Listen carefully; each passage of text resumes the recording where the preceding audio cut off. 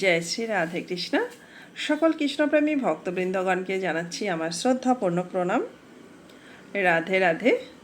আজ চৈত্র মাসের 24 তারিখ, 8ই এপ্রিল বুধবার সন্ধ্যাবেলা বসে পড়লাম আমাদের পরম ধর্মগ্রন্থ শ্রীমদ্ ভাগবত গীতা পাঠ করতে।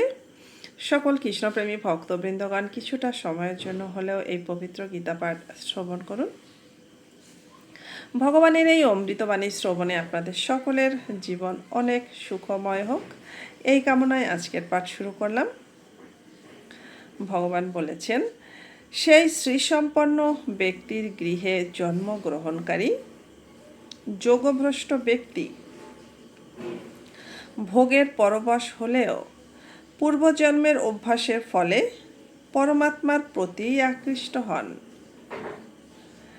কারণ যোগ জিজ্ঞাসু ব্যক্তিও বেদোক্ত সকাম কর্মের ফল অতিক্রম করে যান।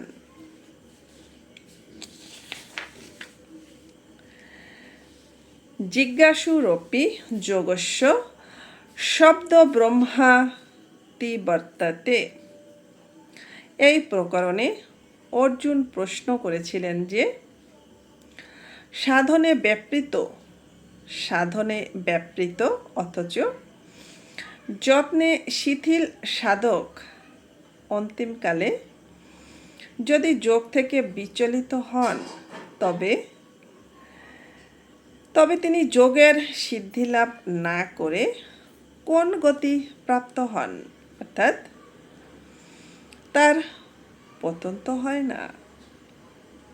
এর উত্তরে ভগবান ইহলোকে এবং পরলোকে যোগভ্রষ্টের যে পতন হয় না, এই শ্লোকের পূর্বার্ধে সে কথা জানিয়েছেন।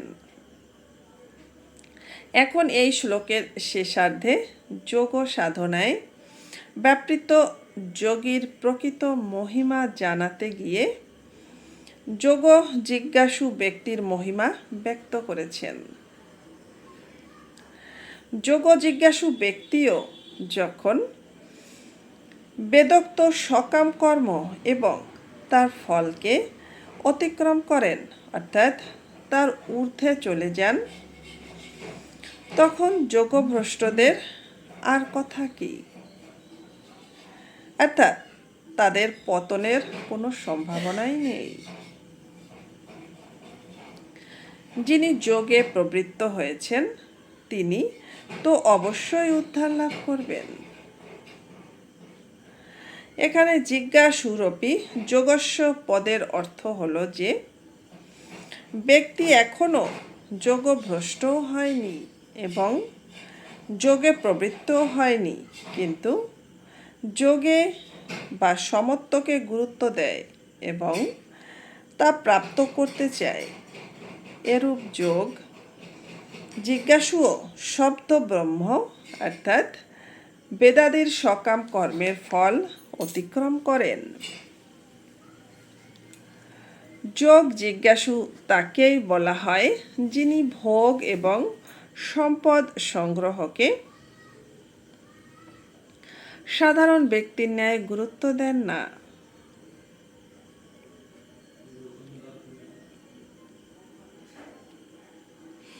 তার ভোগ এবং সংগ্রহের আকাঙ্ক্ষা দূর হয়নি বটে, কিন্তু সিদ্ধান্ত রূপে তিনি যোগকে গুরুত্ব দেন। সেই জন্য তিনি যোগারূঢ় না হলেও তাকে যোগ জিজ্ঞাসু বলা হয়। যিনি যোগ প্রাপ্ত করতে উৎসুক, এই জিজ্ঞাসা মাত্রেরই এত মাহাত্ম্য যে এর দ্বারাই তিনি বেদোক্ত সকাম কর্ম এবং তার ফল থেকে ঊর্ধ্বাবস্থা লাভ করেন। এর দ্বারাই প্রমাণিত হয় যে ব্যক্তি ইহলোকের ভোগ এবং সংগ্রহের আকাঙ্ক্ষা সম্পূর্ণরূপে মেটাতে সক্ষম হয়নি এবং তৎপরতার সঙ্গে যোগে ব্যাপৃত হয়নি। তারও যদি এত মহত্ব থাকে তবে যোগভ্রষ্ট ব্যক্তিদের বিষয়ে আর কথা কি। এই কথাই ভগবান দ্বিতীয় অধ্যায়ের 40তম শ্লোকে বলেছেন যে যোগের আরম্ভ ও নষ্ট হয় না এবং তার অল্পতম অনুষ্ঠানও মহৎ ভয় হতে রক্ষা করে, অর্থাৎ কল্যাণকারী হয়। তবে তিনি যোগে প্রবৃত্ত হয়েছেন তবে যিনি যোগে প্রবৃত্ত হয়েছেন তার পতন হবে কি করে? তার যে কল্যাণই হবে কোনো সন্দেহ নেই। রাধে রাধে।